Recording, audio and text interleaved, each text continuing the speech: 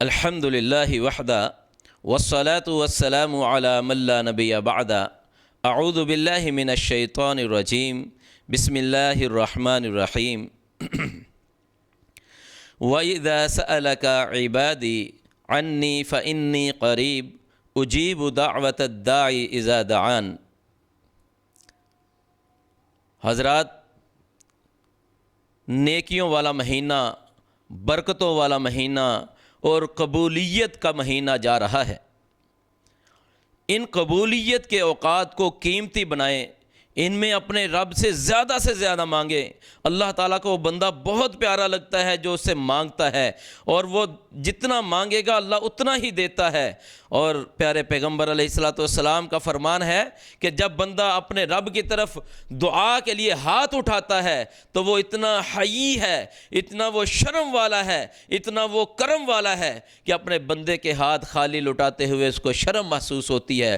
اس لیے ان قیمتی لمحات کو، خاص کر سحری اور افطاری کے اوقات جن کے اندر اللہ تعالیٰ اپنے بندوں کو جہنم سے آزادیاں نصیب فرماتا ہے، زیادہ سے زیادہ دعا کریں۔ پیارے پیغمبر علیہ السلام کا فرمان ہے، من فتح منکم باب الدعاء فتحت لہ ابواب الرحمہ، جس کے لیے دعا کے دروازے کھول دیے جاتے ہیں اس کے لیے رحمت کے دروازے کھول دیے جاتے ہیں، اللہ کی رحمت اس پر برسنے لگ جاتی ہے۔ لیکن دعا کی قبولیت کے لیے ضروری ہے کہ چند چیزوں کا خیال رکھیں جن کے بارے میں پیارے پیغمبر علیہ السلام نے فرمایا۔ ایک بندہ لمبی لمبی دعائیں مانگ رہا ہے، اس کے پراگندہ حال، بال بھی بکھرے ہوئے ہیں، لیکن اس کی دعا قبول نہیں ہوتی۔ تو پیارے پیغمبر علیہ السلام نے فرمایا اس کی دعا کیسے قبول ہو؟ مطعمہ حرام ومشربہ حرام وملبسہ حرام وغذی بالحرام فانا یستجاب لذلک، کہ اس کا کھانا حرام کا، اس کا پینا حرام کا، اس کا لباس حرام کا، اس کی پرورش حرام سے کی گئی، اس کی دعا کیسے قبول ہو؟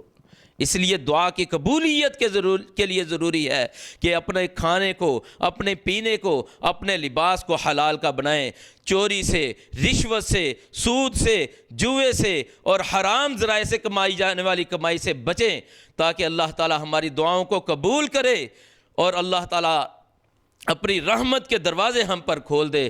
اللہ سے دعا ہے کہ اللہ تعالی ہمیں اپنے مقرب بندوں میں شامل فرمائے اور اپنے مستجاب الدعوات بندوں میں شامل فرمائے، اور اللہ ہمیں اپنے بتائے ہوئے طریقوں کے مطابق رزق کمانے کی توفیق عطا فرمائے۔ وآخر دعوانا الحمد للہ رب العالمین۔